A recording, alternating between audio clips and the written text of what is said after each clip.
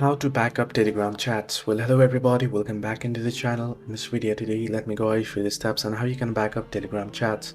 Well, the process is plain and simple, so let me guide it through. In order to back up Telegram chats, what you can do is you can export them from the desktop app or by forwarding imported messages and media to your saved messages. So to export on your PC, you want to go to settings, and under it you want to head into desktop settings on your web browser. You can do it on your Telegram web as well. So you can search in for Telegram web and log in there. However, you'll have to enable the desktop website for it, right? Web.telegram.org. If you're on your PC on your website, it'll be pretty easy. So head into settings, advanced settings, under it head into export Telegram data, and then select the data you want to export and click export.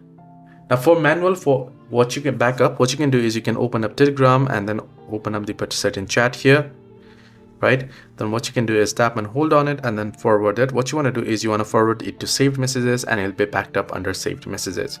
So hope this video was helpful. Do like and subscribe. Do not forget to leave the comments down below if you have any further issues.